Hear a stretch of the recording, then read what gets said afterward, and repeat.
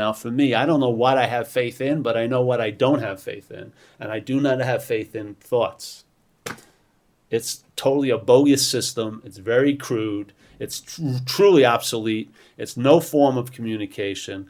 It is slow time. There's a lot of weaknesses in it. It's a bogus, and it's definitely not a system to rely on to navigate here. No freaking way. Yeah, I don't know what I believe in, but I know I don't believe in that. And so my faith has been disengaged with that, and wherever it is, it produces an ease and comfort in my skin now. So if you have faith in your thoughts, that's gonna translate here into anxiety. You're gonna take what's not happening to be so real, it will make you anxious now as a body.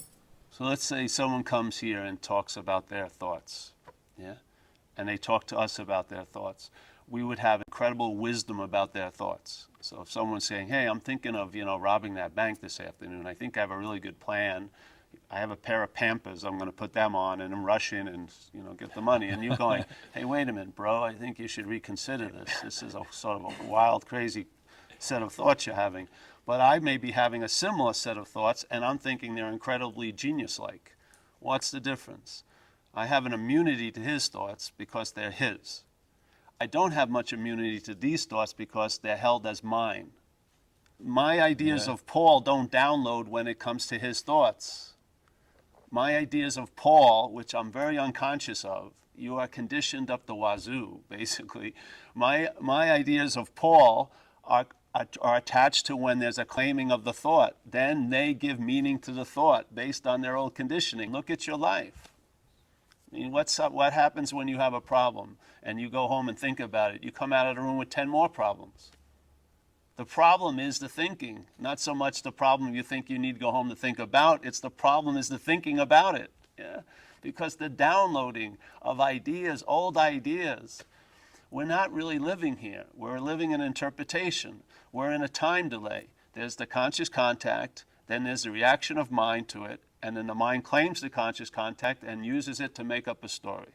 See, if thoughts are made up, they're defined by the system they're from. So self-centeredness has a certain set of thoughts. You're not going to transcend them. You're not going to have a new thought, ever.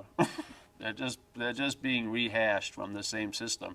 The beauty of it is you have the possibility of leaving the system because you actually truly have never been in the system. You've just been sort of wearing it like a helmet. So you've been breathing the atmosphere it creates. Look at what it does. People constantly are dwelling in what's not happening through thought.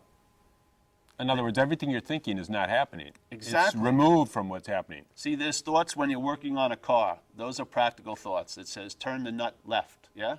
And so you have the wrench, you turn it on, yes. But then when the mind starts going, shh, I think I could have done that better. I did a really terrible job with that nut. Oh, no, I think that guy did a much better job with that nut. That's the insanity of self-centeredness. That's what you get relying on that system of thought. You get a lot of fluff that drives you incredibly insane. Yeah? And every once in a while, it has some practical thoughts about how to put 1 and 1 into 2, yeah, and start something up. I did this thing when I was out there. I was running around like crazy, and so one of my ways I made myself feel a little better while I was running around like crazy, I was waiting for this. I had this car accident. I was waiting for some money one day. I was supposed to get a big settlement, which I didn't get. So my belief was, when I get this settlement, I'm going to stop over in New York and give my mother money, because my mother was poor and needed money.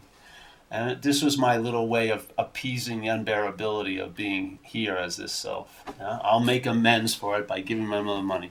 Then I got some money from it after 5-6 years. Did I stop and give my mother money? No. Now, all the years later that I was running around, there was no way I was ever going to get let loose of that court case, yeah?